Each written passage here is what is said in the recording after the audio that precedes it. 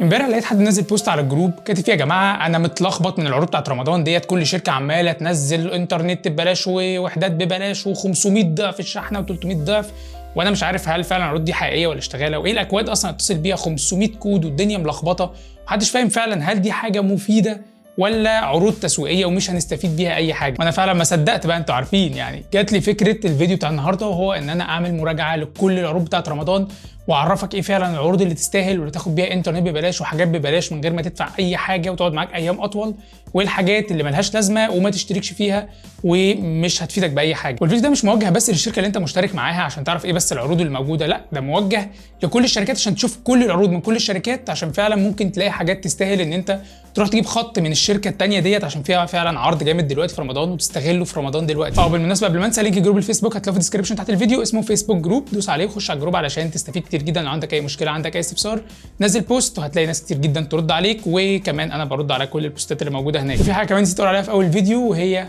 يا جماعه انا حلقت شعري لاسباب قلتها في اللايف اللي كنت طالع على فيسبوك امبارح، فمش هقولها تاني عشان ما اطولش وقت الفيديو ده، بس يعني بلاش تريقه بقى وتحفيل في الكومنتات والحوارات بتاعتكم دي. ويلا بينا بقى نبدا، ولكن بالتاكيد طبعا ما تنساش اللايك الجميل بتاعك وتنسى تشترك في القناه لو انت مش مشترك علشان يوصلك كل جديد. ويلا بينا نبدا بويل اللي عامله شلال من العروض تحت اسم هانت رمضان، وكميه العروض اللي هم منزلينها تخليك متلخبط، هل فعلا دي عروض مفيده ولا لا؟ طب انا اصلا اشترك في ايه؟ طب ايه المناسب بالنسبه ليا؟ حاجات كتير جدا، وممكن او مش ممكن، ده اكيد ناس كتير جدا تتلخبط. لكن عزيزي المشاهد انا هبسط لك الموضوع، ما ينفعش تبقى متلخبط او في حاجه انت مش عارفها وانت بتتفرج على انيس. واول عرض من شركه وي هو 300 ضعف الشحنه ليك انت واصحابك. وللوهله الاولى انت ممكن تقول ده اكيد في خدعه تسويقيه، ازاي يعني هاخد 300 ضعف الشحن؟ واحب اقول لك ان في خدعه تسويقيه، لان 300 ضعف دول انت هتاخدهم في حالات معينه، ولكن في حالات ثانيه ممكن تاخد 200 ضعف بس، وحالات ثانيه ممكن تاخد 100 ضعف بس. وخليني اشرح لك ازاي. انت اهم حاجه لازم تتصل بالكود نجمه 501 شباك قبل الشحن، علشان لو نسيت تطلب الكود ده وشحنت هيروح عليك العرض. بمجرد ما تشحن بقى ب 10 جنيه او اكتر من خلال تطبيق ماي وي بالكريدت او الديبت كارد بتاعك، فانت هتاخد 200 ضعف الشحنه بتاعتك لمده 7 ايام. يعني لو شحنت ب 10 جنيه بس ممكن تديك 2000 وحده اللي هي 2 جيجا، ستيل دي حاجه كويسه، ولكن فين يعني في كده ناقص 100 ضعف الشحنه، راحوا فين؟ هم قايلين 300، احنا دلوقتي بنتكلم في 200 بس. ال 100 وحده الباقيين دول عزيزي المشاهد علشان تقدر تستغلهم، فانت تستغلهم انت واصحابك. يعني هتدي الكود اللي هيجي لك بعد ما تشحن لاصحابك، وكل واحد هيشحن الكود ده هيجي له 10 اضعاف الشحنه بتاعتك، وانت كمان هتاخد عليها 10 اضعاف. فبالتالي انت لو اديت الكود لخمسه من اصحابك هياخدوا 50 ضعف الشحنه، وانت هتاخد 50 كمان، يبقى كده كاملوا 300 ضعف.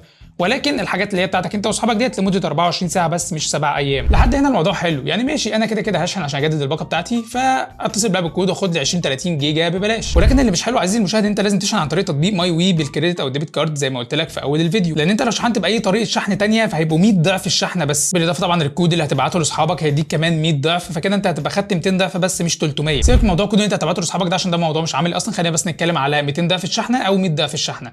فانا كنت اتمنى ان يبقى 200 ضعف الشحنه باي وسيله شحن، ولكن 100 ضعف برضو اتصل بالكود واستغلها. لو انت بتشحن 100 جنيه تاخد 10 جيجا، احسن ما تاخدش اي حاجه خالص. العرض اللي بعد كده بقى عزيزي المشاهد هو ضعف باقه كنترول في رمضان. اي كنترول بقى، كنترول كيكس، تظبيط، اي حاجه. لو انت مشترك على اي باقه وحدات من وي فانت هتاخد ضعف الباقه لمده شهر، ولكن لازم تتصل بنجمه 701 شباك قبل ما تجدد الباقه بتاعتك، او قبل ما تشترك في الباقه، او قبل ما تغير الباقه. مش محتاج اقول لك عزيزي المشاهد، انت لو نسيت تتصل بالكود فهيروح عليك العرض برضه. انا مش فاهم ليه كل العروض اللي معانا النهارده، عشان كده كاتب لك حتى في العنوان اكواد، علشان فعلا انت لو ما كتبتش الاكواد دي انت مش هتاخد اي حاجه، فانت لازم تركز جدا في موضوع الاكواد ده علشان هي دي اللي هتديك العروض. العرض اللي بعد كده بقى هو عرض ضعف الباقه على باقات نايترو اللي هي باقات الانترنت. لكن عزيزي المشاهد برضه علشان تاخد ضعف باقه نايترو لازم تتصل بالكود نجمه 901 شباك قبل ما تجدد الباقه، او قبل ما تشترك في الباقه، او قبل ما تحول للباقه اللي انت عايزها. والجيجات الاضافيه هتبقى متاحه معاك لمده 28 يوم اللي هي تقريبا مده الباقه، او 3 شهور في حاله انت اشتركت على باقه 3 شهور. عايز اقول لك كمان على حاجه مهمه، ان انت اولويه الاستهلاك للباقه الاساسيه سواء في ضعف الباقه بتاع نايترو او كنترول، علشان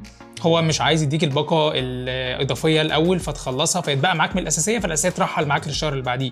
هو الاساسيه عشان تخلص الاثنين مع بعض في نفس الشهر. بالنسبه بقى لعملاء انديجو كلهم من اول باقه 150 جنيه فانت برضه هتاخد ضعف باقه الانترنت هديه. ولكن عزيزي المشاهد كالعاده لازم تتصل بالكود نجمه 800 وشباك، وتختار بقى ان انت تاخد العرض اللي هو اختار رقم 7 علشان تحصل على العرض بتاع ضعف الباقه ده. يلا بينا بقى نخش على فودافون مع عروضهم في رمضان السنه دي تحت شعار شكرا من هنا لبكره. زي ما انت شايف عزيزي المشاهد انا شحنت علشان اجرب، فهو بيقول لي شكرا من هنا لبكره جالك 60 شحنه هديه من فودافون، يعني في 60 ضعف الشحنه. انا كنت شاحن ب 150 جنيه فجالي 10 شحنات منهم اللي هما بما يعادل 7500 وحده. فودافون بتحسب الخمس وحدات الهديه بجنيه، فانا زي ما انتم شايفين كده شحنت ب 150 جنيه، اداني 10 اضعافهم يعني 1500 جنيه في 5 يعني 7500 وحده. وبقى معاك بقى 50 شحنه، دول بقى توزعهم على اصحابك، معرفش مين 50 واحد ممكن يستفيدوا. عندكم الكود اهو يا جماعه لو حد عايز يشحنه يعني. مش بس كده بقى، تعالوا اوريكم حاجه. احنا لو فتحنا ابلكيشن انا فودافون، انا مثلا لسه ما خدتش الهديه دي. اولا انت عشان تاخد الهديه بتصل بنجمه واحد شباك ب 25 قرش، ما اعرفش ازاي هديه وبتاخدها بفلوس. المفروض بقى ان في هديه لبكره، يعني انت بدل تاخد هديه النهارده وشكرا بقى من هنا لبكره، ففي هديه بكره. فبيقول لي لسه ما فيش عندك هدايا. ده وزي ما عنديش هدايا وانا اصلا واخد هديه، يمكن عشان لسه ما استلمتش الهديه بتاعتي. تعالوا كده نستلم الهديه. استمتع مثلا ب 7500 وحده، بيقول لي جاري تنفيذ طلبك. فانا كده استلمت الهديه بتاعتي 7500 وحده، ولكن للاسف دول لمده 24 ساعه. اللي هو اهو يعني بصوا انا جالي دلوقتي 7500 وحده لمده 24 ساعه. هستخدمهم في ايه؟ يعني هل هخلصهم في ايه مثلا؟ يعني كانت اديني مثلا اسبوع، اديني 10 ايام، انما 24 ساعه انا كده حرفيا ما استفدتش اي حاجه. اللي هو لمده يوم. طب انا وفرت ايه من وقتي وانا استفدت ايه؟ الا بقى لو في حاجه انا عايز اعمل لها داونلود. وفي حاجه تانية بقى فودافون عاملاها برده في رمضان، يعني انصح الناس ان هي تستغلها. تاخد هي راحت فين يا انيس؟ برنامج شكرا للمكافآت. شكرا للمكافآت ده كل جنيه بتصرفه بيرجع لك عليه نقط. النقط دي بتقدر بقى تستخدمها في خدمات واشتراكات، او مثلا مطاعم، مشتريات، حاجات زي كده. وفي بقى حاجه تانية اللي هي مش فاكر كان اسمها ايه، فوازير. بتقعد بقى تجاوب على اسئله، بصراحه اسئله جامده جدا، وبتكسب هدايا كل ما بتجاوب، او بتجمع صور. يعني برضه هوريكم دلوقتي. انا قعدت كده اجمع صور، خدت 200 ميجا من شويه، مش فاكر دول كانوا بتوع ايه. هنا لو جمعت صور دي هتاخد جيجا، لو جاوبت على الاسئله ديت مش عارف هتاخد ايه. هنا هتاخد 20 جنيه فودافون كاش. قبل ما نخش على الشركه اللي بعدها، مش محتاج افكرك عزيزي المشاهد، انت لازم تتصل بنجم واحد شباك عشان تاخد الهديه لمده 24 ساعه دي. ما اعرفش ليه ما بتنزلش لوحدها، يعني حتى كل الشركات لازم تطلب كود. انت بقى لو نسيت الكود ده ومش عارف، فانت مش بتستفيد اي حاجه. ويلا بينا بقى نخش على اورنج اللي مقدمه عروض رمضان السنه دي تحت شعار باب رزق ليك ولغيرك، واغنيه جامده جدا لحسين الجسمي يا جماعه بصراحه. ولكن برضو كالعاده علشان تقدر تحصل على 300 ضعف الشحنه دي، هم فعلا 300 يا جماعه بقى، في الشروط والحاجات الرخمه جدا اللي احنا شفناها من شويه في فودافون دي. بس علشان تاخدهم لازم تتصل بشباك 012 شباك، ولكن عادي بقى بعد الشحن، مش شرط قبل الشحن زي وي. تعالوا اوريكم تجربتي مع اورنج. هو انت اول ما هتشحن، انا شحنت ب 10 جنيه، فما ظهرليش ان انا خدت اي حاجه هنا، ولكن جالي طبعا مسج على الموبايل ان انت كسبت مش عارف ايه. بس ما بتجيش على طول، يعني ما تتصلش بشباك 012 على طول، لان انت في خلال اول 10 دقائق مش هتلاقي اي عروض ويقول لك مالكش حاجه.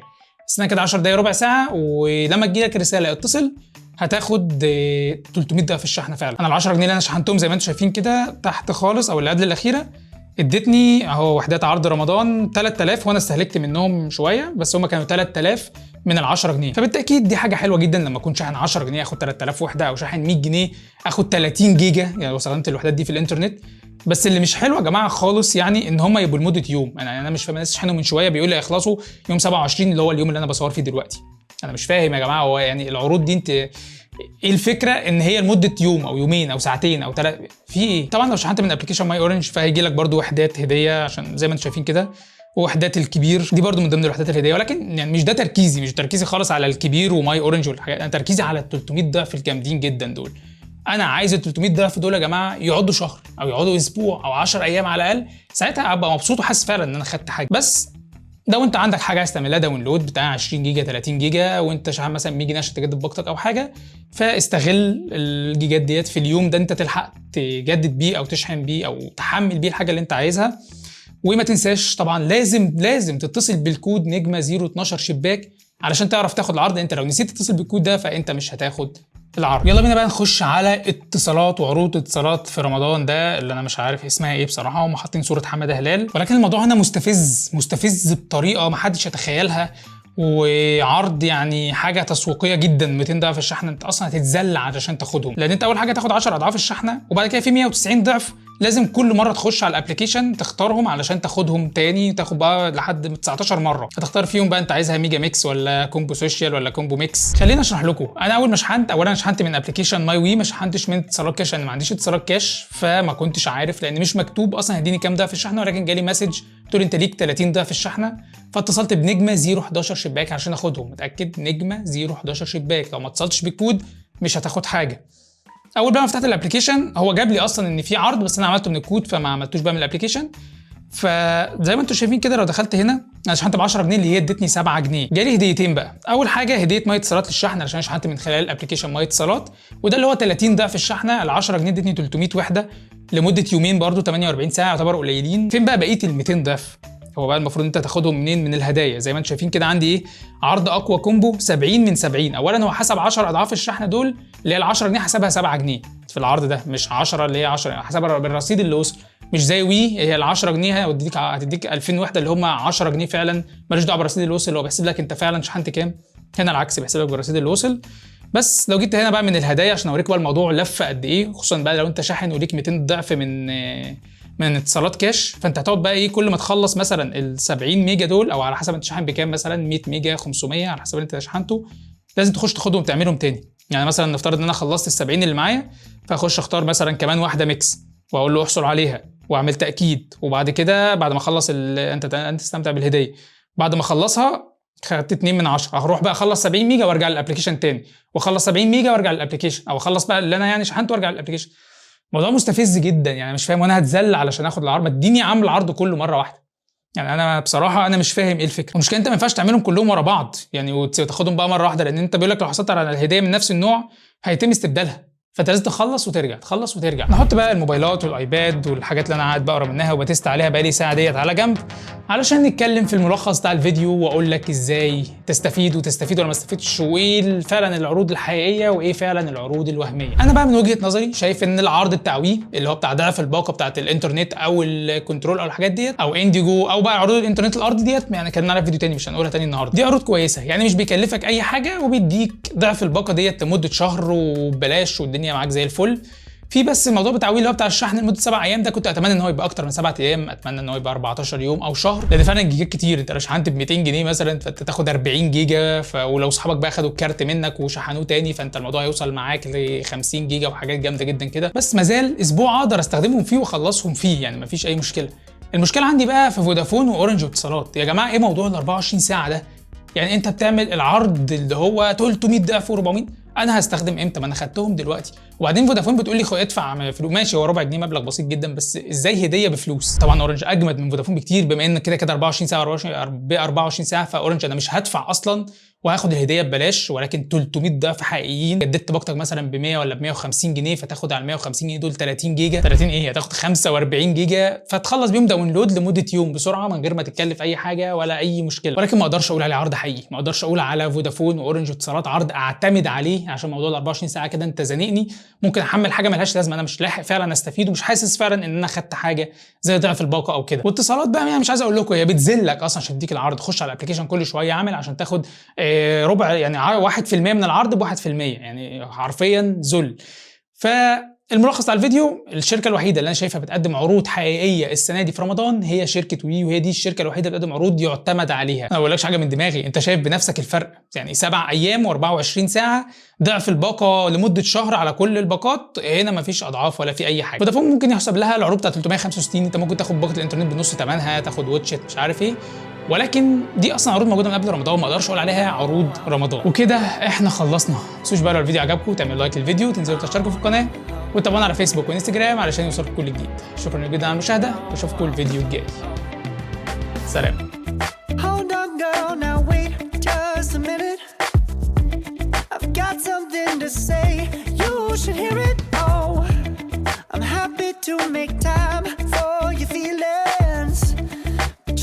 To admit I already do. Let's just break it